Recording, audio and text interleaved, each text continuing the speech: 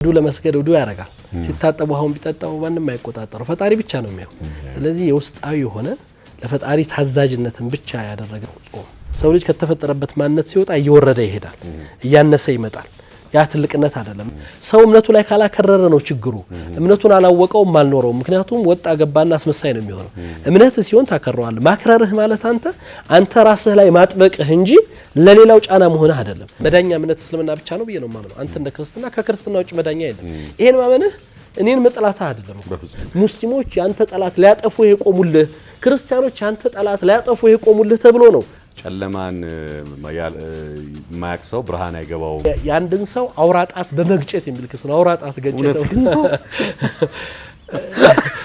እኔ መላኩ ተፈራን ያው እኔ ማቀ በመጽሐፍ ነው እውነት ነው እግዚአብሔር ታናሽ ወንዱ ስትባል ነው ማቀ እንደዚህ ያልከው ቀጥታ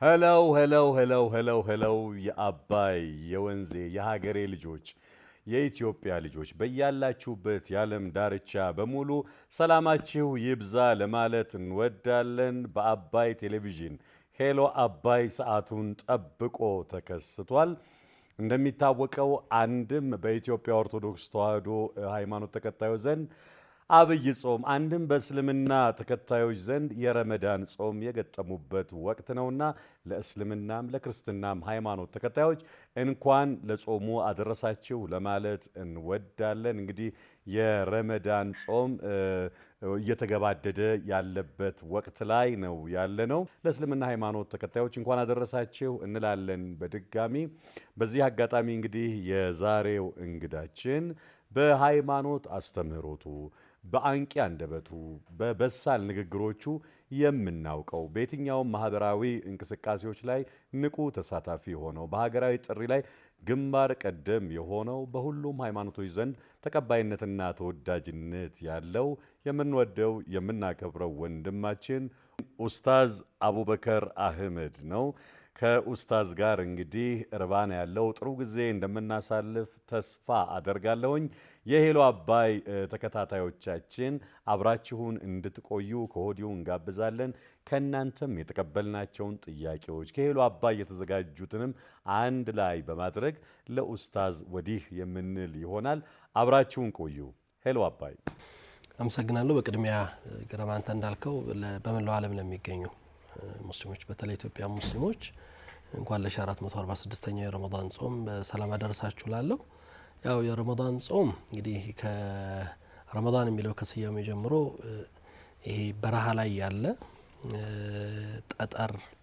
ወይም ረመድ ይባላልና ሙቀት ፈተና መሰል ነገሮች ማሳያ መገለጫ ማለት ነው የጥንካሬ መገለጫ ነው ረመዳን ከ12 ወራት አቆጣጠር አንዱ ነው ረመዳን በአንድ ወር እንድንጾመው የታዘዝ ነው ከፈጣሪ ነው የረመዳን ጾም የግዴታ ጾም ነው በፍላጎት የሚጾም ወይም የሚተው አይደለም የጾም ሲጾም ደግሞ አላማ አለው አላማው ትልቅ አላማ ነው የመጀመሪያው የፈጣሪን ፍራቻ በልቦና ማምጣት ነው ሰዎች ጾም ሲጾሙ የአላህ ፍራቻ ይኖራቸዋል ብዙ ጊዜ ጾም ሲባል አንድ ሰው እንዲገነዘበው የምንፈልገው ጾም አላህ በሐዲስ አልቁድስ ይባላል በነብዩ መሐመድ ሰለላሁ ዐለይሂ ወሰለም ጾም የኔ ነው ይላል አላህ ጾም የኔ ነው ሲል ሶላት የሱ ሳይሆን ቀርቶ አይደለም ሐጁም ዘካውም ሌሎች አምልኮተ ሥርዓቶች እሱ ሳይሆን ቀርቶ አይደለም ጾም ለፈጣሪ ብቻ ልሰጠው የምትችለው አምልኮት ነው ለሌላ መስጠት አትችልም ስለዚህ ልባዊ ዝግጅትን ይፈልጋል ያ ማለት ምን ማለት ነው አንተ አንድን ሰው አስገድደህ ልታሰግደው ይችላል ሰው ለማንኛውም ነገር ሊሰግድ ይችላል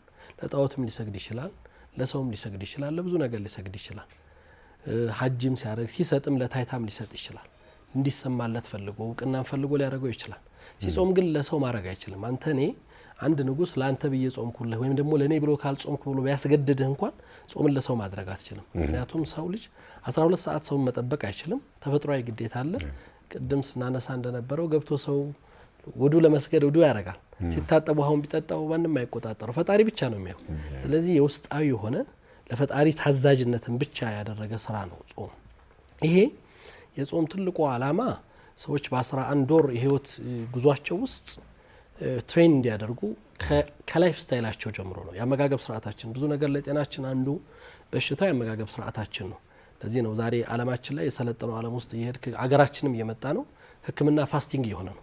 የፋስቲንግ ህክምና ለዳይት ለሌሎች ነገሮች ተያያዥ የሆነ የመጣ ነው። ያ ማለት ጾም ህክምና ነው። ነብዩ መሐመድ ሰለላሁ ዐለይሂ ወሰለም ሱሙ ተሲሁ ይላሉ፣ ጾሙ ጾመኛ ትሆናላችሁ ይላሉ።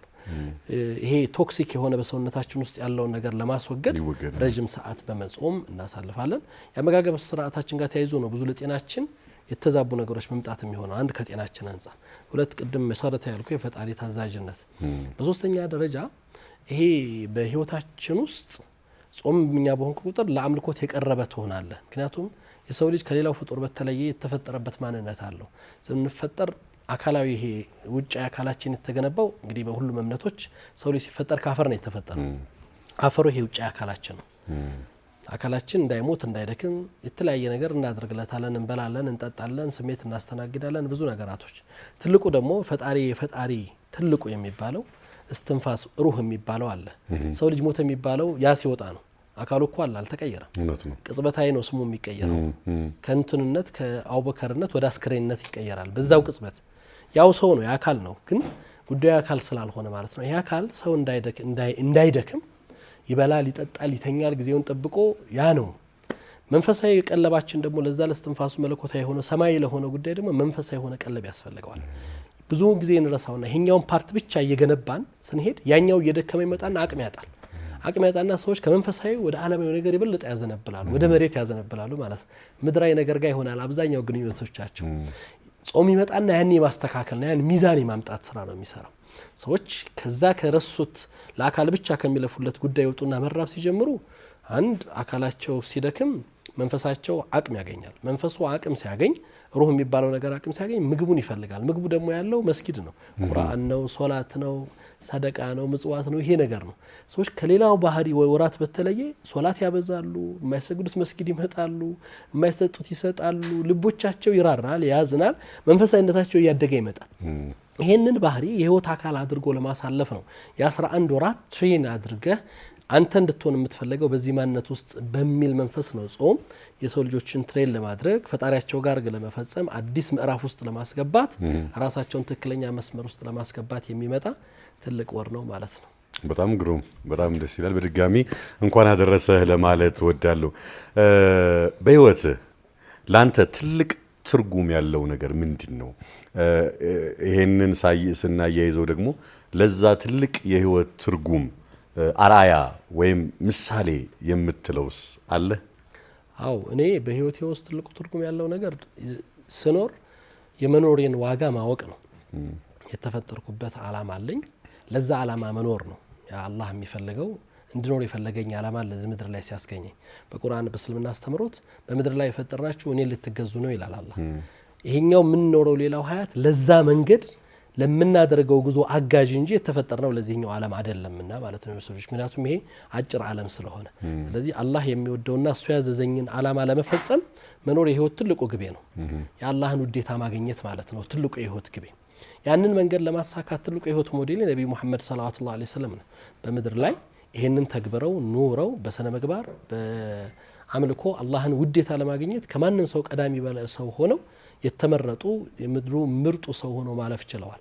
ያንን ማሳያ የሆነ የህይወት ተሞክሯላቸው፣ የህይወት ምሳሌዎችና አስተምሮታላቸው። ያንን መንገድ መከተል ነው። ያን መንገድ የተከተለ ሰው የሚፈልገውን ነገር ያገኛል፣ እዛ መስመር ላይ ይቆማል ብዬ አስባለሁና እኔ በህይወቴ ውስጥ አላህ የሚወደውን ነገር መስራት ከቻልኩ አላህን ከወደደኝ ከዛ በላይ በህይወቴ ላይ ምንም ግብ የለኝም። እሱም ማሳካት ነው ጥረቴም ልፋቴም የሚሆን። ደስ ይላል በጣም። እንግዲህ ኡስታዝ የፕሮግራማችን ቅርጹ ከዚህ ካጋፋሪው ብቻ አይደለም ጥያቄ የሚመጣው፣ ከተመልካችም ጥያቄዎች ይመጣሉ ማለት ነው። ስለዚህ አድማጭ ተመልካቾቻችን እንግዲህ ለኡስታዝ የጠየቁት ጥያቄ አለ። ቀጥታ ጥያቄውን እንሰማና ኡስታዝ ይመልስልናል ማለት ነው። ስሜ መቅደስ ሾዴ ይባላል። ኡስታዝ አቡበክርን መጠየቅ የሚፈልገው ጥያቄ በወጣትነት እድሜዎት ምን አይነት ዝንባሌና ተሰጥኦ ነበሩት? አመሰግናለሁ። እኔ ያው በወጣትነት እድሜ እንደማንኛውም ወጣት ከልጅነቴ ያው ማንበብ እወዳለሁ። ማንበብ ልዩ ተሰጥኦ ነበረኝ። እንግዲህ በፊክሽኑም በልብ ወለዱም በዓለማዊም በሁሉም መልኩ አነባለሁ። ያው በእስልምና ሁሉንም ነገር ማወቅ ግዴታ ስለሆነ ማወቅ ሰዎች ባወቁ ልክ የበለጠ ቅርብ ስለሚሆኑ ሳያውቁ ነው ጠላት የሚሆኑት። ሰው ላላወቀው ነገር ጠላት ስለሆነ እና የመጀመሪያው ማንበብ ላይ በጣም ትኩረት አደርግ ነበር። እንደማንኛውም ወጣት የወጣትነትን ህይወት አሳልፌያለሁ። ዘመናዊ ወጣት ነበርኩ። ወጣ ገባ ብያለሁ። የተለያዩ ነገሮችን አሳልፌያለሁ በብዙ መገለጫዎቹ ማለት ነው። ከዛ ውጭ ግን በዛው በወጣትነት እድሜ ደግሞ ወደ እምነቴ ተመልሼ ወደ መሰረቱ ውስጥ ገብቻለሁ። በልጅነቴ ልዩ ትኩረት ሰጥቼ በወጣትነት እድሜ እንደ ሙስሊም ማህበረሰብ ሚና የነበረው የሆነ ደረጃ ላይ ደርሶ ኃላፊነቱን የሚወጣ ሰው ለመሆን ራሴን በእውቀት መገንባት፣ ማህበረሰቡን ማገልገል። እኔ በህይወቴ ውስጥ ትልቅ እርካታ ከሚሰጡኝ ነገሮች የሰዎችን ጉዳይ መፍታት ነው። የብዙዎችን ሀጃ ወይም ኃላፊነት መሸከምና ያንን ጉዳይ የሆነ ቦታ ላይ ማድረስ እወዳለሁ። ያ እንግዲህ ያደኩበት ከልጅነት ያደኩበት ይመስለኛል ባህሪ ያ ነበር ዝንባሌና በጣም ማንበብ እወዳለሁ። እዛው መስመር ውስጥ ነው የኖርኩትም ዛሬም ድረስ ያለሁት። እምወደው ነገር ነው በህይወቴ ውስጥ ትልቅ ነገር ነው ብዬ ማመን። ምክንያቱም ራስህንም ይገነባሃል እንደ ሰውም የተሻለ ማንነት እንዲኖር ያደርጋል ብዬ ስለማመን። ከዛ ውጭ ደግሞ ህይወቴ ውስጥ የሆኑ የሰዎች ጉዳይ በእኔ ህይወት ውስጥ ቦታ ኑሯቸው እነዛን ነገር ማሳካትና ግብ ላይ ማድረስ እወዳለሁ። ያን እንደ ወጣትነት ትልቅ ትኩረት ሰጥቼ ከምሰራበት የነበረው ነገር ነው ብዬ አስባለሁ። ስለዚህ ሁለቱንም ነገሮች ያሳልፈናል። እንደ ሰው የሰውኛውን ኑሮ እንደገና ደግሞ ወደ መንፈሳዊ ወይ ደግሞ ወደ ሃይማኖት ተጠግቶ ደግሞ ማድረግ የሚገባንን ጊዜ ባላንስ አድርገን ሄደናል ማለት ነው። ማለት እኔ በወጣትነት ስለ ሁሉንም አይነት የወጣትነት ባህሪያቶች ውስጥ ለወጣቱ የሚያልፈውን ላይፍ ስታይል ውስጥ ኖሬያለሁ። ኦኬ ያንን ሳደርግ ብዙ ጊዜ አንዳንድ ጊዜ እኔ ደናሽ ነበርኩ ብዬ ስናገር ሰው ባለፈ ህይወትህ እስልምና አንድ ሰው ፈጣሪ የማይወደውን ተግባር ሲሰራ ያ የኖረበትን ተግባር እንደ ዝና ያወራው እንደ ክብር አይመጻደቅበትም። ምክንያቱም መጀመሪያ የሚተሰራው አላህ የማይወደው ተግባር ነው። እንደውም ማስተማሪያ ነው። አላህን በማይወደው ነገር ሰው አይመጻደቅም። አላህን ስላመጽኩት የሚመጻደቅበት ጉዳይ አይደለም። እንደ ሰው ግን ህይወት ውስጥ አልፈህበታል። ያ ያለፍክበት ነገር ከዚህኛው በእስልምና አስተምሮት ነብዩ መሐመድ ሰለላሁ ዐለይሂ ወሰለም የዓለማዊውን ህይወት ወይም ደግሞ ይሄ ወጣ ያለውን ጃሂልያ ይባላል በእስልምና አስተምሮት አላህ ከሚወዳቸው ዝንባሌዎች ውጭ ያሉትን ያላወቀ ሰው የእምነቱን ጣዕም አያውቀውም ይላሉ። ምክንያቱም ሰው ጨለማን ብርሃን ጥቅም የሚያውቀው ጨለማውን ውስጥ ሲኖር ነው። ያን ፓርት መኖሬ ለእኔ ትልቅ ትምህርት ሆኖ እዚህኛው ላይ የበለጠ ጠንካራ እንደሆነ አድርጎኛል። ግን በወጣትነት እድሜ ውስጥ ሁለቱም ላይ እኔ አንድ ነገር ውስጥ ገባ እስከ ጥግ ነው የምገባው። ሁለቱም ላይ ከፊት መቆም ችያለሁ ባሳለፍኩበት። የሚገርም ነው። ለእኔ እንግዲህ ለህይወት አስተማሪ ነው ዛሬ ያለህበትና ትላንትና የነበርክበት ትልቁ ነገር ዛሬ ያለህበት መሰረት ነው። ትላንትን ትተህ ዛሬ ላይ መቆምህ ነው ትልቁ የሚያስተምረውና ሲወራም ከዛ አንጻር ነው የሚወራውና በጣም ደስ ይላል። ኡስታዝ ብዙ ጊዜ ስነ ምግባር የሃይማኖት የባህል መሰረት መሆኑ ይታወቃል። አሁን ላይ በዚህ ዘመን ግን ይሄ አንቂ ወይም የማህበረሰብ ግንባታ ባለሙያዎች ላይ ይሄ ፍርሃትን አስወግድ፣ ድፈር፣ እንደዚህ አድርግ፣ እንደዚሁን የሚሉ አይነት ሀሳቦች አሉና ከሃይማኖታዊ አስተምሮች ወይ ከባህል እሴት አንጻር እንደው ሲታይ እንዴት ነው ብለህ ታስባለህ? አዎ ሁለቱ ነገሮች በትክክለኛ መስመራቸው ከተሰጡ የሚጋጩ ነገሮች አይደሉም ብዬ አምናለሁ። ሰዎች አላህ የሰጣቸውን በተፈጥሮ የተሰጡትን ነገር ለማውጣት ጥረት ማድረጋቸው ያ ማለት ብዙ ጊዜ አንዱ ችግራችን ያለንን ነገር ውስጣችን ያለንን ነገር እንኳን ሳናቀው ራሳችንን ደብቀን ምንድነው ዝንባሌ ብዙ ጊዜ ሰዎች ባሰመሩልን መስመር ውስጥ ልንኖር እንችላለን። እንደ ሰው ፍላጎትህ ምንድነው የምትፈልገው ብለህ ራስህን ማወቅ ያን ነገር ለመተግበር መኖር ድፍረት ነው አይደለም የምለው። ሐሳቦችህን በትክክለኛው ቦታ ማድረስ ድፍረት አይደለም። አንዳንድ ጊዜ ዛሬ አሁን ሚዛኑ የተዛባበት ዘመንና ጊዜ ላይ ደርሰናል ብዬ አስባለሁ። ያ በመሆኑ መለኪያዎቻችን ተበላሹና የትኛው መከበር የትኛው መጣል እንዳለበት ዘንግተን አንዳንድ ከስነ ምግባር ከማንነት ከእምነት ከሴት ያፈነገጡ ነገሮች ድፍረት መስለው ተቆጠሩ እንጂ ድፍረት አይደሉም እነሱ። ይሄ ድፍረት ነው አልለውም እኔ። ይሄ አመጽ ስለሆነ ከፈጣሪ ማመጽ ከመመሪያ መውጣት ከሰው ልጅ ከተፈጠረበት ዓላማ ማዘንበል ስለሆኑ ድፍረት ሳይሆኑ እኔ ውርደት ናቸው እነዚህ። ሰው ልጅ ከተፈጠረበት ማንነት ሲወጣ እየወረደ ይሄዳል፣ እያነሰ ይመጣል። ያ ትልቅነት አይደለም። ያው ማህበረሰባችን ጊዜው ሚዛን የሚያደርገው ነገር ይሄ ሶሻል ሚዲያው ተቆጣጠረውና ታዋቂነትን ሆነ መለኪያ የሚያደርገው እውቅና ደግሞ በምን እንኳን እንደመጣ አይደለም የሚመለከተው። ሰዎች ስለደፈሩ ብቻ አውቀው አይደለም ደፍረው ፊት ለፊት ስለወጡ ልቁንም ነገር ስለተናገሩ እነዛ ሰዎች ሊታወቁ ችለዋል። ግን አዋቂ አይደሉም። መታወቃቸው አዋቂ አያደርጋቸው። ማህበረሰቡ ሚዛኑ የተዛባበት ስለሆነ አንድ ሰው ባያዘውና ባመነበት ነገር አንተ ለእምነትህ ክርስትና እምነት አለ፣ ፈጣሪ የሚፈልገው ማንነት አለ እዛ ነገር ላይ ግልጽና የማያሻማ አቋም አለ ያን መተግበር እኔ ዛሬ አሁን አክራሪ ይባላል አክራሪ ማለት ምንድነው ሰው ማክረሩ እኮ ሊወደድ እንጂ ሊጠላ አይገባም ማክረሩ በማይገባ ቦታ ላይ ሲሆን ነው መጠላት ያለበት ሰው እምነቱ ላይ ካላከረረ ነው ችግሩ እምነቱን አላወቀውም አልኖረውም ምክንያቱም ወጣ ገባና አስመሳይ ነው የሚሆነው እምነት ሲሆን ታከረዋል ማክረርህ ማለት አንተ ራስህ ላይ ማጥበቅህ እንጂ ለሌላው ጫና መሆንህ አይደለም ዛሬ ግን ምን ይሆናል ማክረር ሲባል እኔ ራሴን ትቼ እኔ ላይ ሳልተገብረው ሌላው ላይ የተለየ ነገርና የተለየ ጥላቻ ስሜት ይጀስወጣ ነው ሲያሚዎቻቸውን ነው ማስተካከል መቻል ያለብን እንጂ ሰው በእምነቱ ጠንካራ ነው አጥባቂ ነው መሆን ያለበት እምነቱን ያላጠበቀ ሰው ወላዋይ ነው የሚሆነው ወጣ አቋም አይኖረው ማጥበቁ መጠላት የለበትም ማጥበቁ ከሳልፎ የሌላ መብት የሚነካ ከሆነ ነው አደጋ የሚሆነው ያን ነው ልንጠላው ልንጋፈጠውና አንተ ባመንክበት ነገር ድፍረት ሲኖርህ አቋም ሲኖርህ ጽናት ሲኖርህ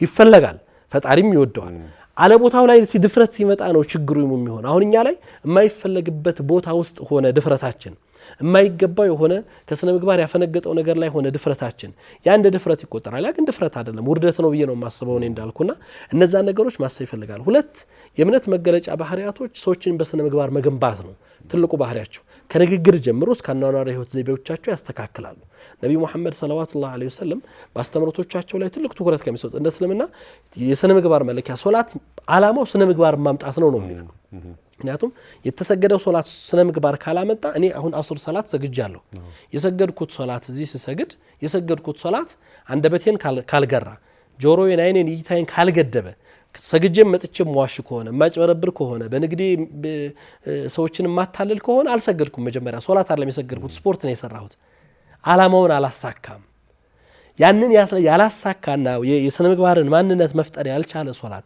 ጾም ያለው ነብዩ መሐመድ ሰለላሁ ዐለይሂ ወሰለም አላህ በእናንተ መራብና በመጠማት ጉዳይ አይደለም ጾም ስትባሉ ተራው አይደለም የተባላችሁት አንደበታችሁ ይጾም እጃችሁ ይጾም አይናችሁ ይጾም ከተከለከላችሁት ነገር ተከልከሉ እጅ ሳይጾም መጥፎ እየሰራ አይነ ሳይጾም ሳይገደብ ምላስ ሳይጾም አሁንም ልቅ ሆኖ እየተናገረ ጾም አይባልም ጾም ባህሪውም እንደውም ባለፉት ዘመናት እኛ ዘመን ላይ ስለቀለለ ነው በእነ ነብዩላህ ኢሳ በኢየሱስ ክርስቶስ ዘመን እናታችን ማርያም ስትናገር ዛን ጊዜ በኒ እስራኤሎች ሲያንገላቷት ምንድነው ያለችው እኔ ጾመኛ ነኝ ነው ያለቻቸው መልስ አልሰጥም በእነሱ ዘመን ጾሙ መናገር የሚከለክል ነበር ምክንያቱም እኔ ለጌታዬ ጾም ያለው መናገር አልችልም መልስ አልሰጥም ነበር እስካለ መናገር ነው ዛሬ መናገሩ ተፈቅዶልናል ግን ቢያንስ ምረጥ ነው የተባልከው አምልኮቱ ያንን መግራት ካልቻለ ስነ ምግባርን ማነጽና ማምጣት ካልቻለ በቁርአን ውስጥ ስለ አንድ አምልኮት ካወራላህ ከአምልኮቱ ባህሪ ከሶላት ባህሪ ቀጥሎ የሚመጣው ባህሪ ነው ዓላማቸው ይሄንን ማሳካት ነው ይሄን ካላሳኩ እምነት አይደሉም ነው ስለዚህ የእምነቱ መሰረት ስነ ምግባር ነው ስነ ምግባር ካልመጣ ማህበረሰብ ላይ ወድቀናል ብለን እናስባለን ስለዚህ መውደቅ ነው የስነ ምግባር ከፍታ ያላቸው ሰዎች ሁሉ ጊዜ ታች ነው ዝቅ የሚሉት ሰዎች ባህሪያቸው በጣም ውብ የሆነ ሰዎች በእምነት የተገዙ ሰዎች እኮ ለሰው ተናናሽ ናቸው ዝቅ ያሉ ናቸው ዝቅታቸው ከፍታ ነው እነሱ አንገታቸውን ዝቅ ያደርጋሉ አላህ ዘንድ ግን ከፍ ያሉ ናቸው በተቃራኒው ደግሞ ይሄ ደፋሩስ ድንበር የሚያልፈውስ ምንድነው የሚሆነው ጀግንነት አይደለም እዛ ቦታ ላይ ድፍረት ነው ድፍረቱ ፈጣሪ ነው የደፈረው በደፈረ ቁጥር እየወረደ ነው የሚመጣው ውርደት ነው የሚመጣው ያ ነው ሚዛኑን መጠበቅ አለበት የሚል ሐሳብ ነው ያለ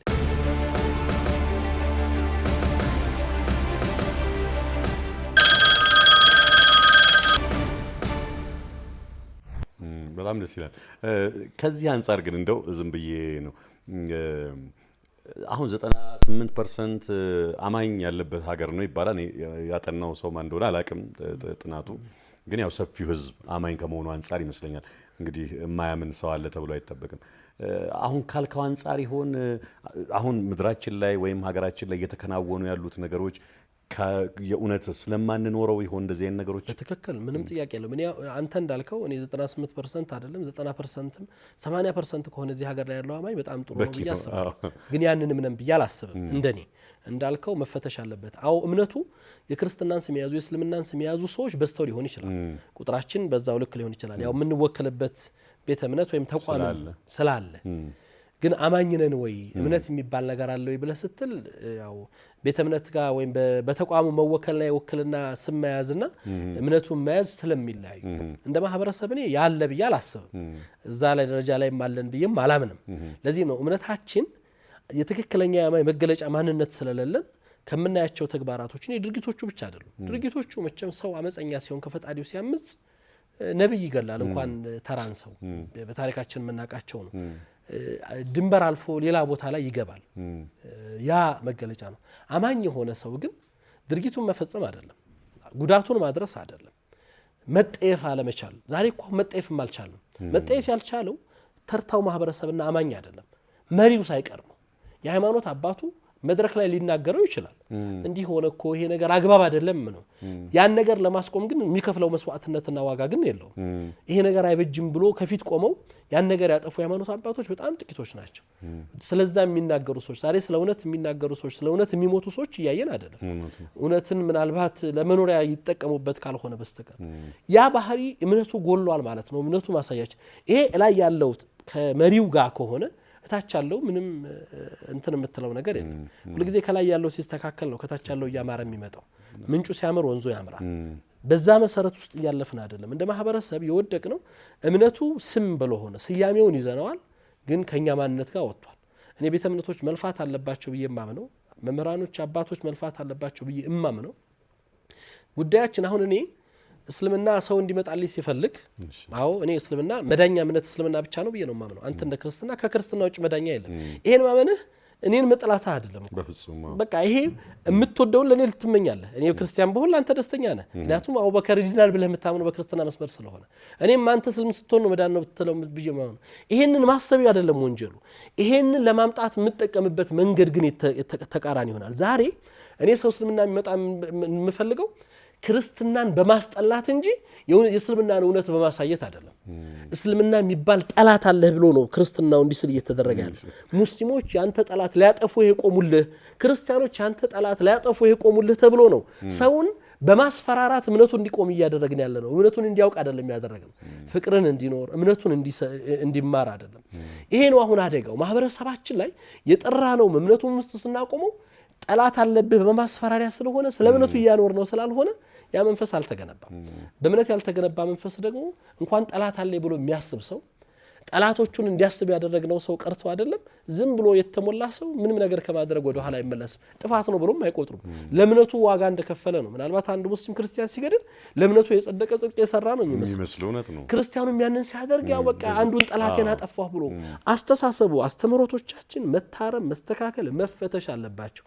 እውነት እኔ መሰረት አድርጌ የማስተምረው የክርስትናው እምነት መጽሐፍ ቅዱስን መሰረት አድርጌ ዶግማውን ተከትዬ ነው። እስልምናን ሳስተምር ቁርአንን ተከትዬ ነው ማስተምረው። መታየት መቻል አለበት። ለዚህም የገነባናቸው የፈጠርናቸው ሰዎች ማሳያ ናቸው።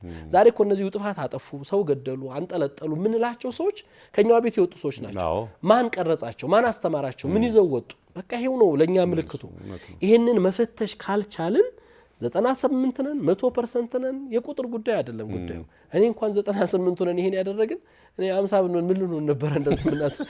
ዛሬም ድረስ ግን ይሄን እንለዋለን 98% ነን 90% በላይ አማኝ ህዝብ ነው አመነን ይሄን የሰራ ነው። ባናምን ምን ልናደርግ ነበር? እዚህ ሀገር ላይ ያልተፈጸመ ነገር እኮ የለም አይደል? ይሄንንም ደግሞ ሰምተን ከንፈራችንን መጠን እንደዚህ አይተን አልፈነዋል። አሁንም ማሞን ነገ እንዳይደገምም እየሰራን አይደለም።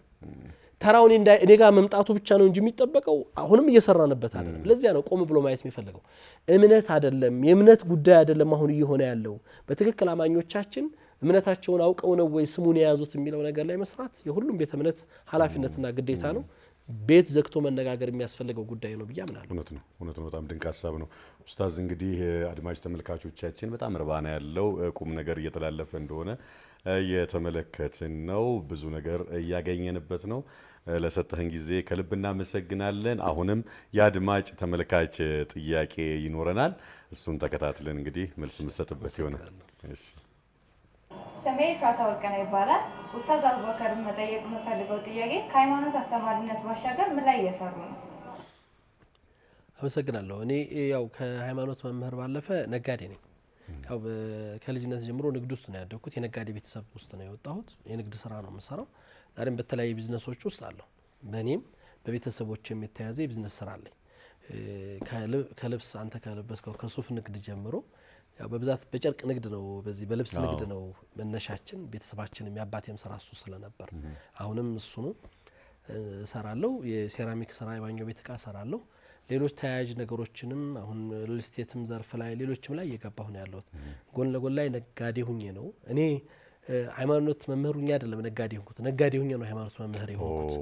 ብዙ ጊዜ ሰዎች እንትን እንዲኖራቸው ምናልባት እንደውም ከዚህኛው ትንሽ ወደ ኋላ የቀረሁት በአንድ በኩል ይሄኛው ብዙውን ጊዜ እየወሰደብኝ አብዛኞቹ ስራዎች አሁንም ነጋዴ ነኝ ስል አብዛኞቹ ስራዎች በሰው ነው የሚሰሩት ማለት ካለው ጫናና ኃላፊነት አንፃር በብዙ ኃላፊነት ውስጥ ስላለው በተለያየ ማህበራዊ የሆኑ የመንፈሳዊ ጉዳዮችም ላይ ኃላፊነት ስላለብኝ እንጂ እኔ ነጋዴ ነኝ በነጋዴነት በጣም ከሚደሰቱና ከሚኮሩ ሰዎች ነኝ። ያ መሆን አለበት በየማምነውም በተለይ ሃይማኖት መምህራኖች የራሳቸው ስራ ሊኖራቸው ይገባል በየማምናለሁ። ያን በማድረጋቸው ሁልጊዜ ነጻነት ይኖራቸዋል። አንድ ነጻነት ይኖራቸዋል። ሁልጊዜ ተመጽዋችና ተረጅ በሆኑ ቁጥር እውነትን እንኳን ደፍረው ለመናገር ስለ እውነት ለመኖር ይቸገራሉ። አንዱ እሱ ነው። ሁለተኛ የሚያስተምሩትን ነገር ኑሮ ለማሳየት የሚችሉት የተሻለ ማነስ ሲኖራቸው ነው። በእስልምና ታሪክ ውስጥ በክርስትናውም ያ እንደሆነ አምናለሁ። ብዙዎቹ የነቢያት ታሪኮችን ስለምንጋራ ማለት ነው። ነብይ ሆኖ አንድ ሙያ ያልነበረው ነብይ ያልነበረ ምድራችን ውስጥ ሲላክ። ምክንያቱም አብዛኞቹ ነቢያቶች ከሙያ ከተለየ ሙያ ባለቤትነት ባለፈ የበግረኝነት የከብትረኝነት ውስጥ ኖረዋል።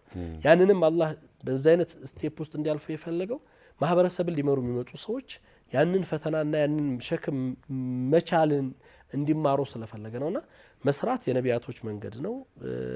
ተመጽዋችነት በእስልምና በጣም ከሚጠሉት በጣም ከሚወገዙ ተግባራቶች ናቸው። በእስልምና ውስጥ ራስ አማኝ ነኝ ብሎ እንኳን ራስን ማግለል አይፈቀድም። ምክንያቱም ተመጽዋች መሆን ስለማይወድ እምነቱ እየሰራ አማኝ እንድትሆን ነው። ሁልጊዜ የሚሰሩ እጆች የበላይ ናቸው ይላል ነብዩ መሐመድ ሰለላሁ ዐለይሂ ወሰለም። እጁን ይዘው ታይተውት ሰላም ሲላቸው አንዱ ሰው በጣም በስራ የተንገላታ እጅ ነውና አላህ የሚወዳት እጅ በስራ የለፋች እጅ አሉ። ዋጋው ትልቅ ነው። ስራና ለስራ ልዩ ትኩረት አለኝ መስራት አለብኝ ስለማምን በንግዱ ዘርፍ ውስጥ ነኝ ያለሁት ማለት ነው። በጣም ግሩም ነው። ብዙ ጊዜ በፊት በተለይ አሁን በእስልምናውም በክርስትናውም አገልጋዩ እየሰራ ወይ የራሱን ኑሮ እያስተካከለ እንዲሁም ማገልገል ይችላል የሚል ነገር በጣም በፊት ከባድ ነበረ። ማለት ይፈታተናል፣ እንደዚህ ላይሆን ይችላል፣ ከአገልግሎቱ ብቻ የሚከፈለውን ነገር እየተቀበለ መኖር አለበት ምናምን የሚባሉ እሳቤዎች አሉ። አሁን እየተለወጠ ነው በእርግጠኝነት ብዙ ጊዜ ማለት ነው። ቅድም ብለኸኛል በወጣትነት ጊዜ ካሳለፍኩ በኋላ ወደዚህ ወደ እስልምና አስተምህሮ ገብተህ አገልግሎቱ ላይ ገባ። ከዛ በፊት ግን መማሩን እንዴት ነው የእስላማዊ ትምህርቶችን የት ተማርክ? ትምህርቱ ምን ይመስላል? የኡስታዝነት ደረጃ ማዕረግስ ላይ ያለ ምንድን ነው የሚያከናውናቸው ተግባራት? እኔ ያው በትምህርቱን የእምነቱን ትምህርት በህይወቴ ውስጥ ከልጅነታችን ጀምሮ በቤታችን ውስጥ ነው። አባታችን ነጋዴም ነው፣ የሃይማኖት መምህርም ነው። ቤት ውስጥ መሰረታዊ ነገር ከሚባሉት ጉዳዮቻችን ውስጥ ያው የእምነት ጉዳይ ናቸው። በየቀኑ ከልጅነታችን ጀምሮ እንግዲህ ቁርአንን ከመቅራት እስከ መሰረታዊ የእምነት እውቀትን እስከ መያዝ ድረስ የዕለት ከዕለት ልክ ከትምህርቱ ጎን አብሮ የሚሰጡ ነገሮች ነበሩ። እንዳልኩ የወጣትነቱ በተለያየ ነገሮች ውስጥ መግባት መውጣትም ቢኖርም ከመሰረታዊ እውቀት ውስጥ አራኩም አንድ መራቅ የሚችልበትም ተፈጥሯዊ ማንነትም የአካባቢ መሰረትም አልነበረኝም። ያ መሰረቱ እንዳትለቅ መሰረት እንዳትለቅ ከመስጊድ እንዳትሸሽ ያደረገ ነበር። ከዛ በኋላ ላይ ግን ሙሉ ለሙሉ ጠቅልዬ ራሴን እምነቱ ወደሚፈልገው ማንነት ውስጥ ይዤ ስገባ ግን ሙሉ ጊዜን ለእውቀቱ መስጠት ነበረብኝ። እውቀቱን ማግኘት እኔ ውጭ ሀገር ሄጄ አልተማርኩም። ምንም አይነት የውጭ ትምህርት አልወሰድኩም። የተማርኩት እዚሁ መስጂድ ውስጥ ደሴ ከተማ ላይ በእኛው አገር ውስጥ ባሉ የሃይማኖት አባቶች ነው። በእምነቱ ኮሌጅ ውስጥ አይደለም የገባሁት፣ እዛ ውስጥ ነው የተማርኩት። እንግዲህ እኛ ሀገር የሃይማኖት ሊቆች ዓለማችን ላይ ትልልቅ ከሚባሉት ሊቆች ቀዳሚውን ድርሻ ይይዛሉ። ሌሎች ዓለም ላይ አሉ የሚባሉት እውቀት ዘርፉ ይዘው ዛሬ በውጭ ዓለም ላይ ኢስላሚክ ዩኒቨርሲቲ ላይ የሚያስተምር አንድ የሐዲስ መምህር ፕሮፌሽናሉ ሐዲስ ነው፣ ስለ ፊቅህ አያውቅም፣ ወይም ደግሞ እውቀቱ ውስን ነው፣ ወይም ደግሞ ስለ ተፍሲር ወይም ስለ ቁርአን ትንታኔ አያውቅም፣ እውቀቱ ግድብ ነው። የኛ ሃይማኖት አባቶች ግን አስሩንም ምክንያቱም 20 ዓመት 30 ዓመት ፈጅተው ነው እውቀት የሚይዙት። የሚገርም። ስለዚህ በሁሉም ጉዳይ ውስጥ ፕሮፌሽናል ናቸው። በቃ ሙሉ የሆነ ማንነት አላቸውና ያን አቅም ይዘው ነው ማህበረሰብን የሚለውጡት የሚያስተምሩት የነበረውና መሰረቱ ላይ ትልቅ የሆነ ነገር አለ። ስለዚህ በመስጂዶች ላይ ነው ትምህርት የወሰድኩት። ከመሻይኾች ስር ነው ተቀምጬ ከሃይማኖት አባቶች ስር ነው የተማርኩት። ያንን ስትማር እውቀቱ ሲኖር ወደ ማስተማር ተወጣለህ። የሚያስተምር ሰው ኡስታዝ ይባላል፣ መምህር ይባላል። ያ ስያሜ ይኖረዋል።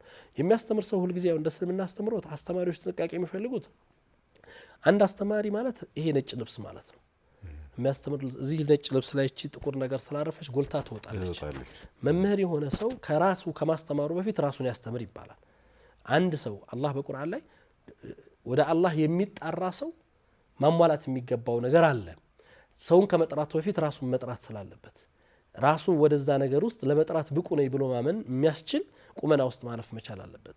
ያም መሆን ካልቻለ ራሱን ወደዛ መስመር ውስጥ ማስገባት የለበትም። ያንን መጠበቅ መቻል አለበትና መምህር የሚሆነው ሰው በዛ አንድ ዕውቀቱ ያንን ሆኖ ከሌሎች ተሽሎ ዕውቀትን በመሰረቱ ሊያስተምር የሚችል መሆን መቻል አለበት። ሁለተኛ ደግሞ ራሱን በተቻለ መጠን በዛ መስመር ውስጥ መኖርና ማሳለፍ መቻል አለበት። ያን ካላደረገ ተናጋሪ ሆኖ በዚህ በጀርባ የሚሰራው ሌላ ነገር ካለ አይሆንም።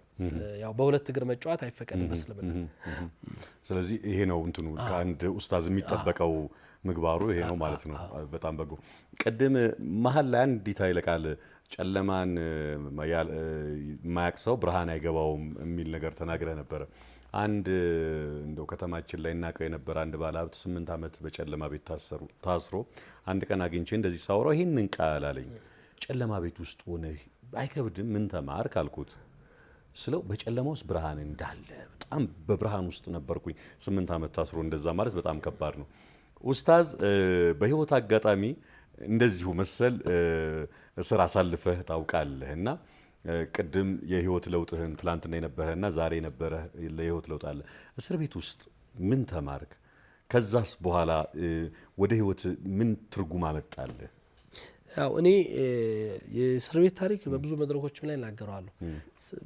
ያ ታሪክ ከዛ ታሪክ ባለፈ ማየት ያለብን ነገር አለ ብዬ አስባለሁ። እኔ ያው የገባሁት በነጋዴ በሆንኩበት ጉዳይ ቫት ወይም ደግሞ በታክስ አይደለም የታሰርኩት።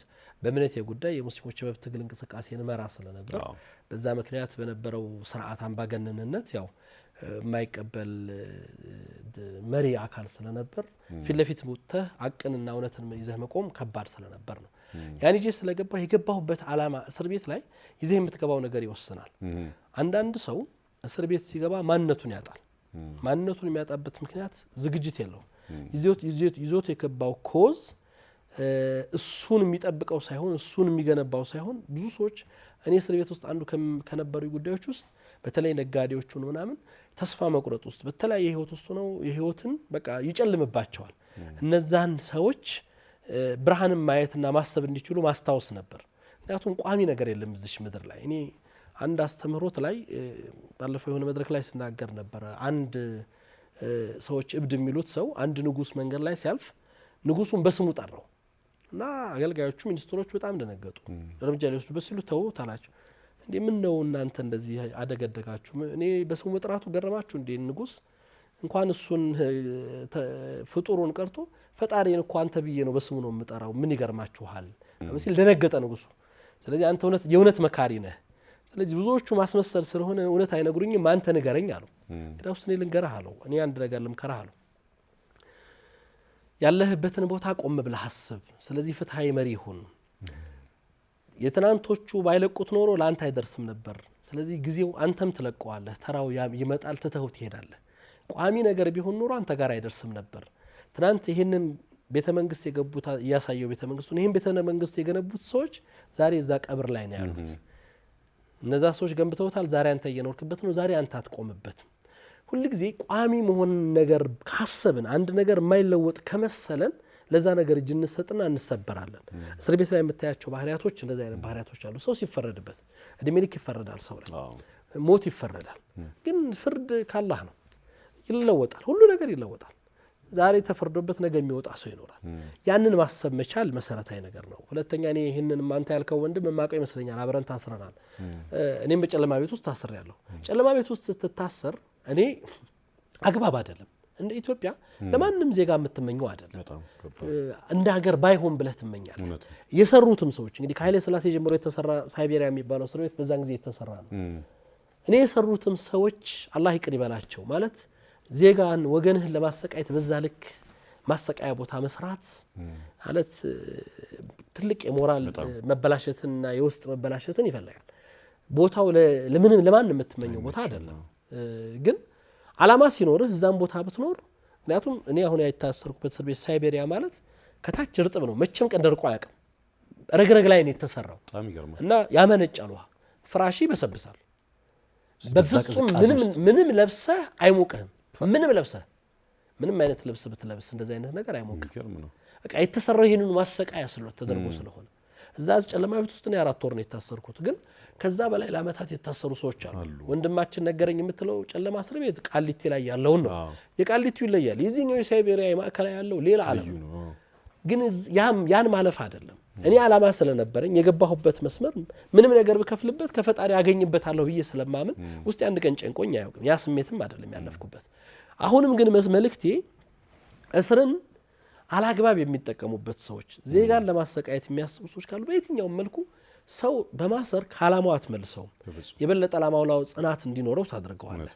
ሰዎችን ሁልጊዜ በትምህርት በመነጋገር ሀሳባቸውን በመወያየትና ጥያቄዎቻቸው መፍትሄ እንዲሰጡ በማድረግ ነው ነገሮችን ማስተካከል የምንችለው።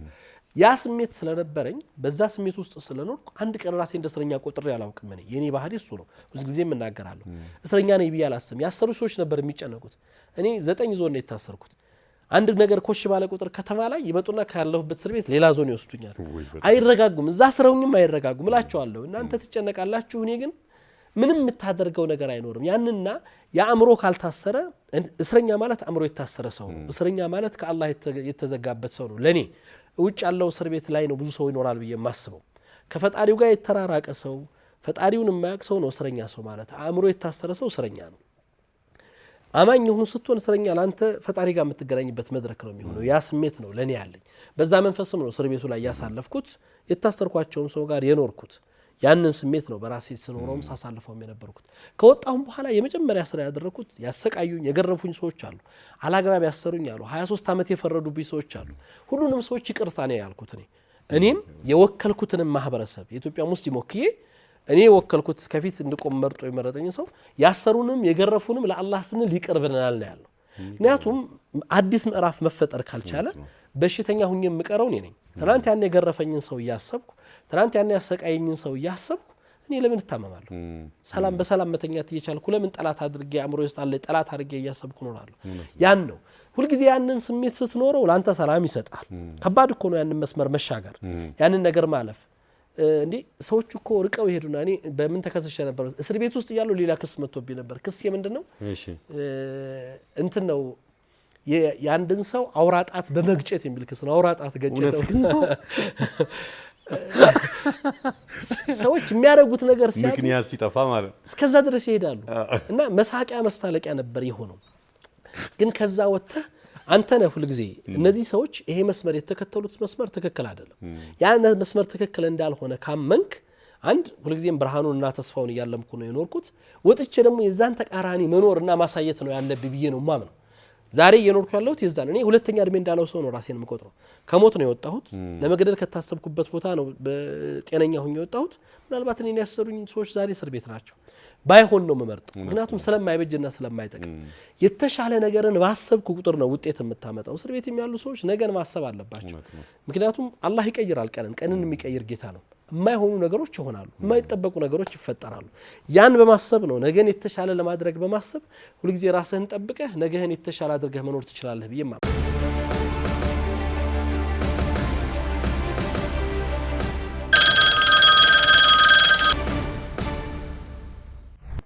በጣም ግሩም። በተቃራኒ አሁን ተስፋ መቁረጡ ወይ የተለያዩ ነገሮች እንዳሉ ሆነው አንዳንድ ሰዎች እስር ቤት ሲገቡ የመረጋጊያ ወይም የጥሞና ጊዜ ያገኙ። አሁን ለምሳሌ እንዳልከው መታሰር አለ አይደለ? የምንታሰርባቸው ነገሮች አሉ። በማህበረሰብ ውስጥም እየኖርክ የምትታሰርበት ነገር አለ። ግን ይሄ እግርህ ወደ ፈለገበት የማያመራበት ነግደህ ወይ ምናምን ብለህ ወይ መስጊድ ብቻ የምታረጋቸው ነገሮች እለት እለት የምትባክንበት ነገር ይቆምና በአንድ አጥር በአንድ ቦታ ምናምን ትወሰናለህ።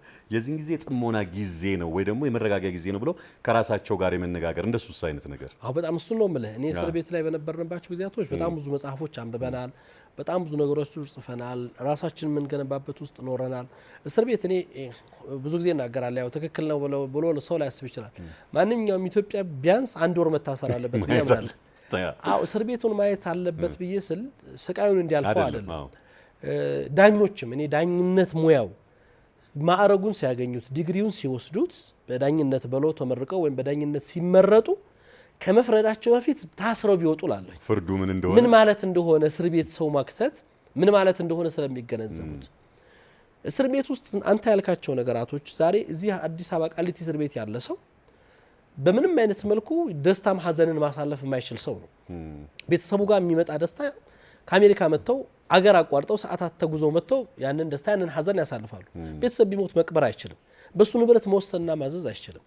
ይሄ ትልቅ የሆነ ማስተማሪያ ነው። አላህም ደግሞ ለትምህርት የሚያመጣው ይመስለኛል ይቻላል። ከዛ ያለፈ ግን በብዙ ውጣ ውረዶች ውስጥ የሚያልፉ ብዙ ኃላፊነቶች ውስጥ የሚኖሩ ሰዎች ራሳቸውን ሰብሰብ ብለው የበለጠ ለማየት የጥሞና ጊዜ ደግሞ ይሰጣል። ሰዎች እኔ እስር ቤታቸውን ያን ነው መውሰድ አለባቸው ራሳቸውን ለመገንባት። እኔ እስር ቤት ታሪኬ ከደርግ እስረኞች ጀምሮ ብዙ የፖለቲካ እስረኞች ጋር ተገናኝቻለሁ። መላኩ ተፈራ ሲባል ታውቃለህ አይደል? የጊዜር ታናሽ ወንድም መላኩ ተፈራ ጋር ተገናኝተናል። አንድ ግቢ ላይ ታስረናል። እነዚህ ደርጎች ጋር ታስሬያለሁ ዞን 4 ላይና እኔ እንዳልኩ ብዙ ፊክሽኑን ማነባለው። መላኩ ተፈራ ይሄን ነው የማውቀው። መላኩ ተፈራ የጊዜር ታናሽ ወንድም ነው። መላኩ ተፈራ እስር ቤት ያገኘው መላኩ ተፈራ ግን ምድራችን ላይ ለሀገር መሪ ብዬ የምመኛቸው አይነት ፐርሰናሊቲ ነው ያገኘው። እውነትህን ነው። በስነ ምግባር ከፍታ ላይ እስር ቤት ውስጥ ነው 3 ዲግሪ ነው የወሰደው ሰው። ዋው! በጣም የሚገርም ስብዕና ያለው ሰው፣ የተቆጠበ ንግግር፣ በስርዓት ኮሚኒኬት የሚያደርግ እንኳን አይደለም በዛ በመናቀው ባህሪ ወይም በሰማናቸውና በተጻፈለት ማንነት ቀርቶ አይደለም ወላሂ የዛ ተቃራኒ እንኳን አይገልጸውም ሰውየው። በጣም ይገርማል። ሌላ ዓለም ውስጥ እስር ቤት ውስጥ ነው 3 ዲግሪ መውሰድ፣ በዛ አይነት ራሱን መገንባት ማነጽ፣ በጣም በተለየ ሁኔታዎች ውስጥ ማለፍ እኔ በጣም ተአምር ነው የሆነብኝ። ይገርማል በጣም ሳቀውም ሳገኘውም ስተዋወቀው በግልጽም ነው የነገርኩት። እኔ መላኩ ተፈራን ያው እኔ ማቀ በመጽሐፍ ነው የጊዜር ታናሽ ወንድም ስትባል ነው ማቀ እንደዚህ ያልከው ቀጥታ እና ማቀ እና ዛሬ የማየው መላኩ ተፈራ ግን ሌላ መላኩ ተፈራ ነው። እና ይሄ እንደዛ አይነት እስር ቤት የራሱ የሆነ የሚፈጥራቸው ሰዎችን ብዙ አይነት ሰዎች በተለያየ ማንነት ውስጥ ያልፋሉ። አንዳንድ ጊዜ ለዛ ነው ብዙ ጊዜ እስር ቤቱን አሳምራችሁ ስሩት ይባል ነበር ይባላል አይደለም? በኢህአዴግ ዘመን ምናልባት ማን እንደሚገባበት አይታወቅም። ብዙ መሪዎች ታስረዋል። ሀገር መሪ የተባሉ ሰዎች እዛ እስር ቤት ላይ ገብተዋል። በተለያየ አይነት ምዕራፍ ውስጥ ያሉ ሰዎች ይመጣሉ። ሰዎች በሁሉም ምዕራፍ ውስጥ ሲያልፉ አንድ በዳይ ያለ መሆን፣ 2 ፍትሃይነትን ያስተምርሃል፣ 3ኛ እስር ቤት ውስጥ ኢትዮጵያን ነው የምታየው። ሁሉም አይነት ሰው አንድ አይነት ከሞባይል ሌባ እስከ አገር መሪ ድረስ አንድ ቦታ ላይ አንድ ፍራሽ ሲጋሩ ታገኛቸዋል። ወዴትም መሸሽ አይችሉም። አንድ ግቢ ውስጥ እንዲኖሩ ተወስኗል። አንድ ቀን አይደለም፣ ሳምንት አይደለም፣ አመታት ነው ሊኖሩና ያሳልፉ የሚችሉት። በዛ ማንነት ውስጥ ተከባብረህ እውቅና ተሰጣተህ አንዱን ምክንያቱም እዛ እስር ቤት ላይ ሰውን ካላከበርክ አትከበርም። የዱርዬ መጫወቻ ነው የምትሆነው። ዱርዬው ደግሞ የሚያከብረው ሰው ይፈልጋል። ካላከበርከው አበቃለህ። ሌላ ነገር ነው የሚፈጠረው። ምን እንደሚያደርግህ አታውቅም። ድንገት የሚመጣብህ ውርጅብኝን አታውቅም። የሚገርም ነው። ብዙ አይነት ነገር ስላለው ቆም ብለህ ብዙ ነገርን እንድትማር እኔ በእስልምና አስተምሮት ይሄ ሀጅ ስርዓት በትንሹ 5 ሚሊዮን ሰው አንድ ቦታ ላይ ቆማል። አረፋ ሲባል አረፋ ላይ አንድ ሰው ይቆም። በቋንቋ የሚለያዩ ሰዎች መቼም 5 ሚሊዮን ሰው አንድ ቦታ ተው መገፋፋት አይኖርም፣ መረጋገጥ አይኖርም ብለህ አታስብም። ሰው ይገፋፋል፣ ይረጋገጣል ምናምን። የሀጅ ስርዓት አንዱ ባህሪው ግን እንደሆነ ታውቃለህ? ሰው ቢረግጥህ አትናገርም፣ ረገጥከኝ እንኳን አትልም። ምክንያቱም ሀጅን ያበላሽብሃል። ስነ ምግባር ኮርስ የምትወስድበት ቦታ ስለሆነ ያ ሰውዬ በቋንቋ የማታውቀው ቻይና ይሆናል ወይ አሜሪካዊ ነው፣ ሌላ ዓለም ዜጋ ነው። በቋንቋ እንኳን አትግባባው። የማታውቀው ሰው ረግጦ ገፍቶ ምናልባት ሰድቦም ሲሰድብ በመለስ አይፈቀድም፣ ካልሆነ ሀጅን ያበላሽብሃል። ያን አድርገህ ነው እዛ ያን የማታውቀው ሰው ጋር እንደዚህ ኖረ እዚህ በቋንቋ የምትግባባው አብረህ ያደከው ጎረቤትህ እሱ እንዴት መታገስ ያቀታሃል ነው መልክቱ። በቃ ይሄን መኗኗር መልመድ ከምታነባቸው ከጥሞና ጊዜዎች ባለፈ የምትኖረውና እንድትለምደው የሚያደርግህ ባህሪያቶች አሉ። እኔ እዛ የነበሩ ትልቅ በተለያየ በገንዘብ ኬስ የታሰሩ ባለሀብቶች ጋር ታስሬ ነበር። በጣም መግባባት ያልቻሉት የነበረው እንዲያን በቃ ህመማቸው እዚህ ሞባይል ሌባ ጋር አብረን ታስረን እንደዚህ አይነትና ልጆቹ ደግሞ እንደተናቁ ሲያውቁ ሌላ ስሜት ይፈጠርባቸውና እነዛን ሰዎች ማየት ይጠላሉ። ጥቃት ላይ ያደርሱባቸው ሁሉ ያስባሉ። ዱርዬው ምንም ይደርስብኛል ብሎ ስለማያስብ እኔ እነዛ ሰዎች ጋር ማወራው እዚህ ቦታ ላይ መተናል። እነዚህን ሰዎች አክብረንና ተከባብረን መኖር ካልቻልን ዋጋ እንከፍልበታለን። እዛ ቦታ ተገለኝ በቃ ይሄ ነው ግን አንተ ደግሞ ለሰዎች ክብር ስትሰጥ ህይወታቸው የሚሰጡ ሰዎች ይፈጠራሉ እዛ ቦታ ላይ ስላንተ የሚኖሩ ሰዎችና ህይወትን ነው በደንብ መኖርን ነው የሚያስተምረህ። በደንብ አድርገህ ህይወትን በደንብ እንድትኖራት ያሳይሃልና ከራስ ጥሞና ጋር ቀጣይ ህይወትን ከማስተካከል ጋር ጊዜ አልሰጣቸው በህይወት ላይ ቢዚ ነኝ ብለህ ያጠፋቸው ነገሮች ሁሉ ነገር አምጥቷላ ሙሉ ጊዜ ይሰጣል። የምትሄድበት እስከ ማጣት ድረስ አንድ ቦታ ተወስነህ እንድትቀመጥ ያደርጋል። ቤተሰቦችን ታስባለህ ልጆችን ታስባለህ በህይወት ውስጥ ጊዜ ያልሰጣቸውን ነገሮች ሁሉ ታስባለህ እነዛ ነገራቶች ሁሉ እንድታስተካክል ያደርጋል ብዬ አስባለሁ ገራሚ ነው ኡስታዝ በጣም ትልቅ ቁም ነገር ነው የተጨዋወት ነው በተለይ በእንዲህ አይነት ሁኔታ ላይ ያሉ የሚሰሙን ትልቅ ትምህርት ያገኙበታል ብዬ ተስፋ አደርጋለሁኝ አሁንም የአድማጭ ተመልካች ጥያቄ ይኖራል እሱን ተከታትለን እንመለሳለን አዲስ ፈራው ባያለው ኡስታዝ አቡበክርን መጠየቅ የምፈልገው ጥያቄ ንቃት ወይም ለውጥ ከምን ይጀምራል ለውጥ ከራስ ነው የሚጀምረው ቁርአን ላይ ስለ ለውጥ አንድ የቁርአን ምዕራፍ አለ ለውጥን በተመለከተ የሚያነሳው ان الله لا يغير ما بقوم حتى يغيروا ما بانفسهم ይላል ሰዎች በአንድ ማህበረሰብ ውስጥ ለውጥ አይመጣም ሰዎች ራሳቸውን ለመለወጥ በተዘጋጁበት ልክ ቢሆን እንጂ ነው ለመለወጥ በተዘጋጀንበት ልክ ነው እውቀት ነብዩ መሐመድ ምን ይላሉ መሰለ እውቀት የሚመጣው በመማር ነው ይላሉ መጥቶ የሚያንቅ ነገር አይደለም አንተ ላይ ዝም ብሎ የሚወርድልህ ነገር አይደለም ስትማረው ነው የምታውቀው አይደለ ስትጥር ነው አረቦች ምን የሚል አባባል አላቸው لا تبلغ المجد حتى تلقى لا مجد ክብር የሚባለው ነገር ልክ የሆነ ቦታ ላይ ዛፍ እንደ የሆነ ነገር ፍሬ እንደማውረድ አይደለም በጣም ውጣ ወረዶች አሉት ዝም ብለህ ተምር እንደመቅጠፍ ወይ ምናምን አይደለም የሆነ ደረጃ ላይ ለማድረስ ማለፍ ያለብህ ሾች ፈተናዎች አሉት ለውጥ የሚባለው ነገር ትልቁ ለውጥ ብዙ ጊዜ አሁን እኛ ተቸገር ነው ሰዎች እንዲለወጡ ነው እንጂ ምን ፈልገው እኛ ሳንለወጥ ነው ብዙ ጊዜ ሰዎች አሁን በልምድ ምን ይባላል መሰለህ እኔ ይሄ ጋብቻ ምን ላይ ብዙ ጊዜ አማክር ነበር ምን ይላሉ ሁሉም ሰው እንደፈለገ እየዘለለ እንደፈለገ ይኖርና ምን አይነት ሚስት ማግባት ፈልጋለሁ ብሎ ይመጣልሃል እንደው አላህን የምትፈራ ምናምን ይላል እንደው ሷሊህ ሴት ይላል ሷሊህ ማለት መልካም ሴት ማለት ነው ስምና አንተ መልካም ሳትቶ መልካም ሴት ብታገባኮ አትጣጣሙ ምክንያቱም የተለያየ እዛም ውስጥ አትጣጣሙ ሁለት የተለያየ ዓለም ሰዎች ናቸው እውነት ነው ያንን ፓርት ስትፈልገው አንተ ሆነ መገኘት ያለብህ ነገር አለና እኔ ለውጥ የሚጀምረው ከኔ ነው ወይም ደግሞ ይሄ ንቃት ያለችው አገላለጽ ላይ እስልምና አስተምሮት ላይ ይሄ የመባነን ምዕራፍ የሚባል አለ አንድ ሰው ከእንቅልፍ ሲነሳ ወይም ባኖ ሲነሳ ያለበትን አካባቢ ያለማወቅ አለ አይደለ ያገኘው ነገር ጋር የሚጋጭበት ግን ለመንቃት የሆነ ስቴፕ ላይ ነው ያለው ሙሉ ለሙሉ ሲነቃ ግን ያለበትን ቦታ ያውቃል ምን ላይ እንደቆመ ይረዳል ይሄኛው በመባነን ውስጥ ነው ሄዶ ሊጋጭም ይችላል መስኮት ጋር ይጋጫል በር ጋር ይጋጫል በእንቅልፍ ልብ ነው ይባላል አይደለም እየተወራጨ ነው የሚሄደው ልክ ከእንቅልፍ ስትነቃስ በትክክል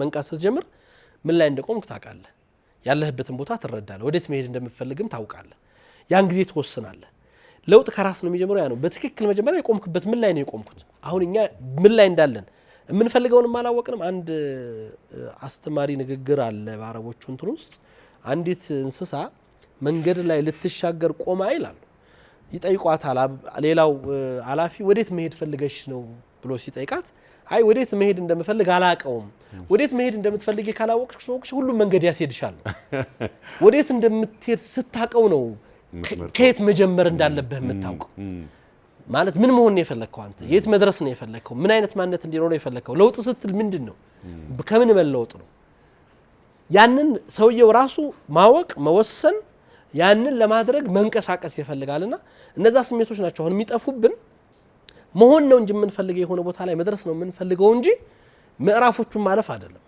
ያ ደግሞ ከራሳችን ካልጀመር ነው ለውጥ የሚባለው ነገር ከሌላ አንፃር መጠበቅ ውጤትን አያመጣም በያስባለውና ለውጥ የሚጀምረው ከራስ እኛ ለመለወጥ በተዘጋጀንበት ልክም ነው የምንለወጠው በተዘጋጀንበት ልክ ሁሉ ጊዜ ለፈጣሪ በቀረብን ልክ እሱ የቀረበን ነው የሚመጣው በእኛ አስተምሮት ወስልምና አስተምሮት ነብዩ ሰለላሁ ዐለይሂ ወሰለም አላህ እኔ ስንዝር የቀረበኝን ክንድ ቀርበዋለሁ ክንድ የቀረበኝን እርምጃ ቀርበዋለሁ በእርምጃ የመጣኝን ፈጥኝ እቀጠገዋለሁ ይላል አላህ አንተ በተንቀሳቀስከው ልክ ነው አላህም ወደ አንተ የሚመጣው የሚቀርበው ለውጡ የሚመጣውና በዛው ልክ ነው ያስባል ኡስታዝ ስልጣኔ ላንተ ምንድነው የስልጣኔ መስፈርቶቹስ ምንድናቸው እንደገና ደግሞ ይሄ ዓለማዊና መንፈሳዊ ስልጣኔ መስተጋብራቸው ምንድነው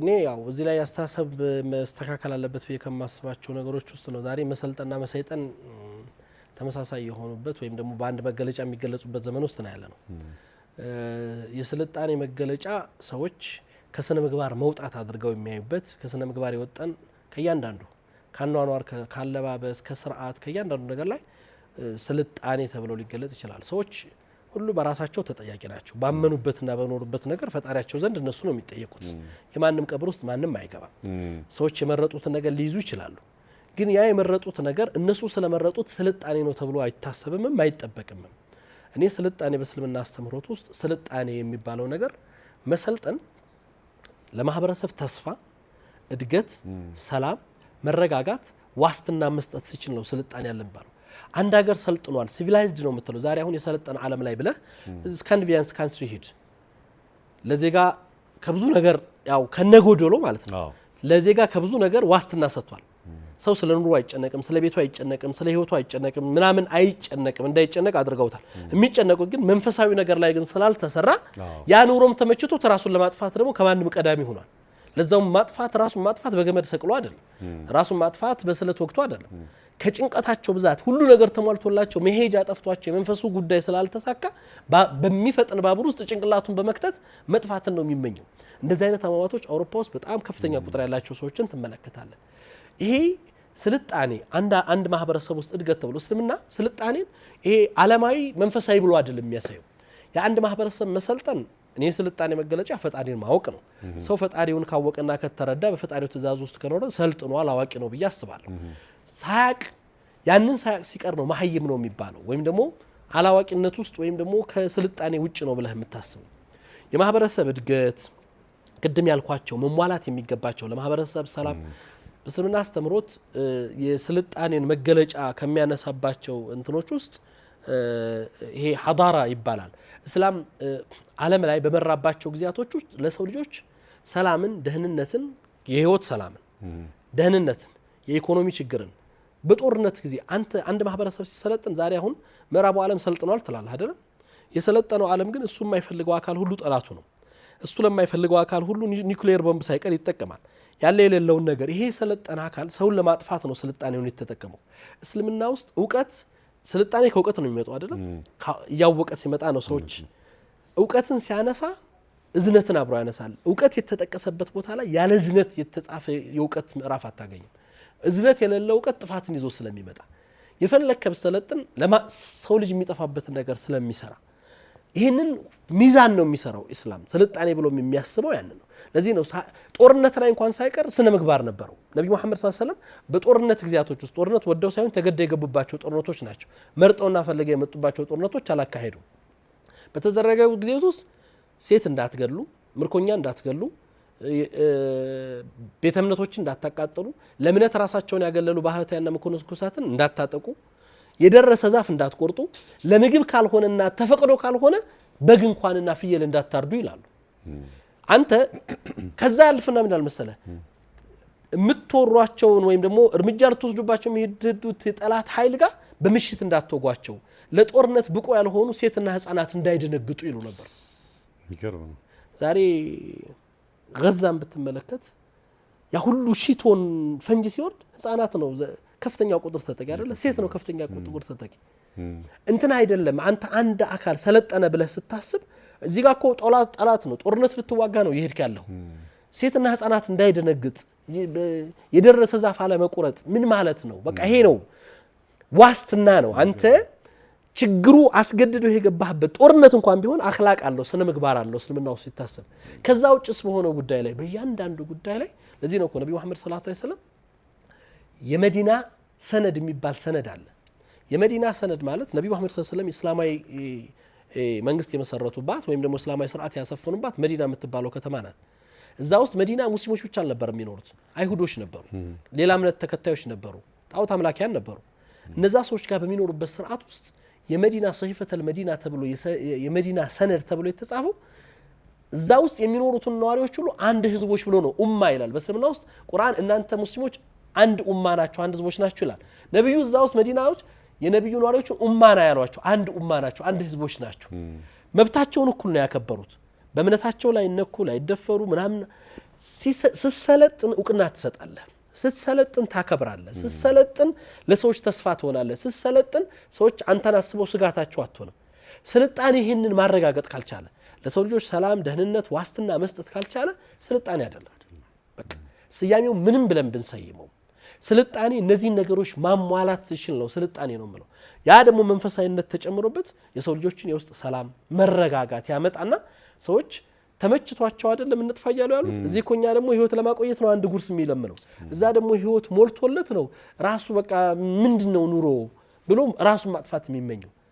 ሰዎች ባላቸው ነገር እንዲደሰቱ በያዙት ነገር ሰላም እንዲያገኙ ማድረግ የሚችል የመንፈሳዊውን ስራ ተሰራና ያስተሳሰቡን ስልጣኔ አስተሳሰባቸው መሰልጠንና ከፍ እንዲል ታደርገዋለ። ይሄ ነው ብለን እይታ ስልጣኔ በየማምነው ከመነት የሚተማርኩት።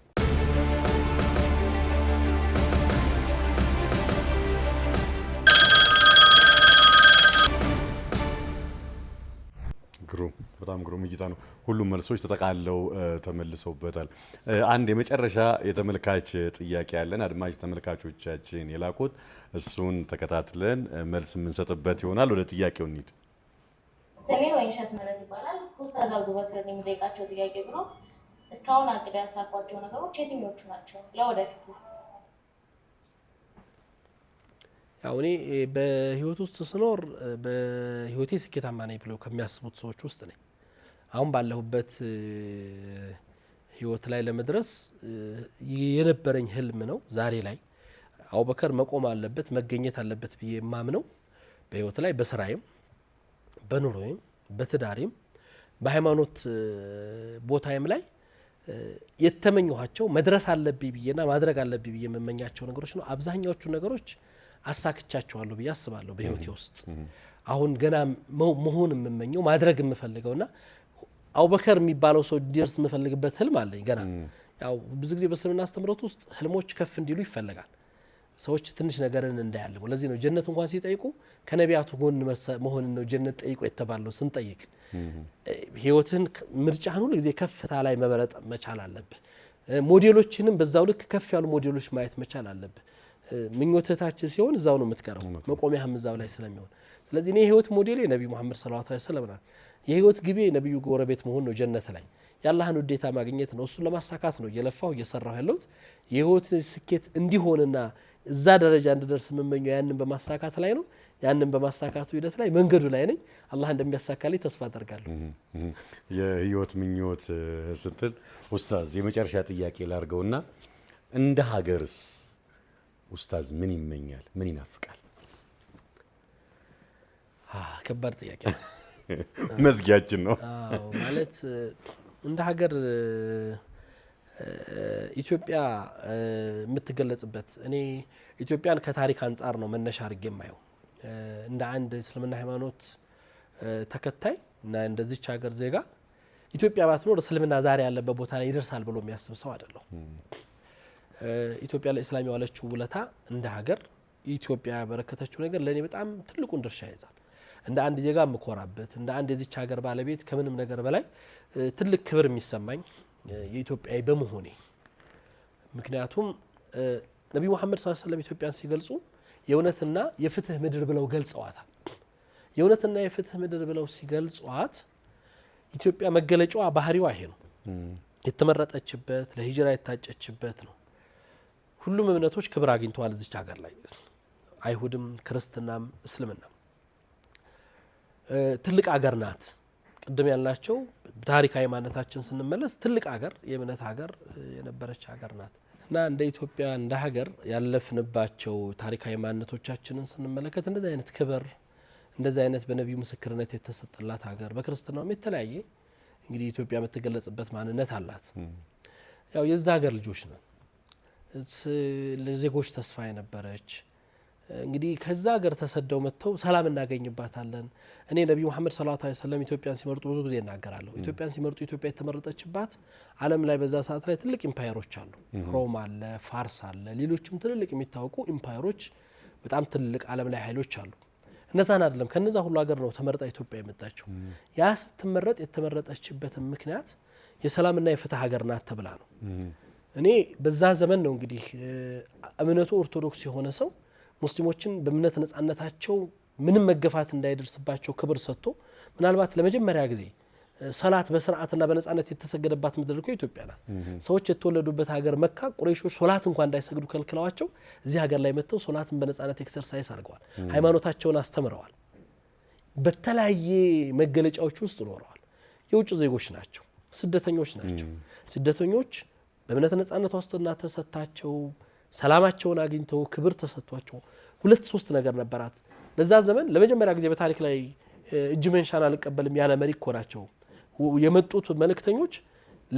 ለነጃሺ ክብር ሰጥተው ለንጉስ አርማ ያደረጉላቸው ምንድን ነው? ስጦታን ሰጥተው እንዲመልሱላቸው ነው። ስጦታችሁን ውሰዱ ነው ያሉት። ሰዎችን ማንነታቸውና ነጻነታቸው በገንዘብ አሳልፈን አንሰጥም። የገበያ ትስስር ነበራቸው። እሳቸው ጋር አውቀ የነበረ ቅርብ የነበረ ሰው ነው የተላከው አምር ብን አልዓስ።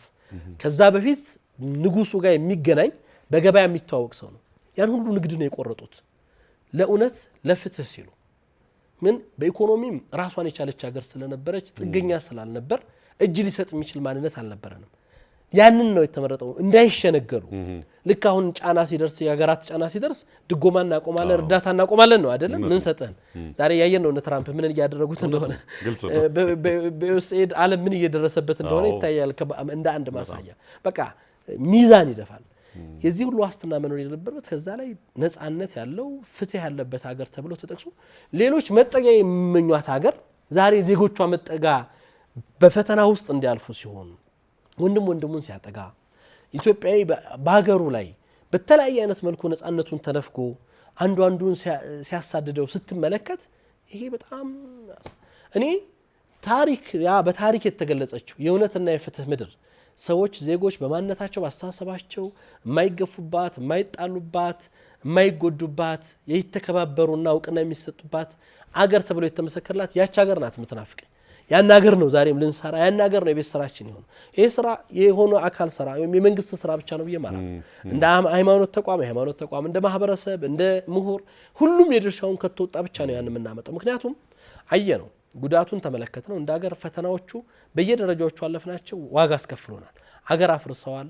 የሰው ልጅን ህይወት አሳጥተውናል። ወገኖቻችንን በማይገባ መልኩ እስከ ዛሬዋ ድረስ ደም እየፈሰሰ እንድናይ አድርጎናል። ይሄ መቆም አለበት።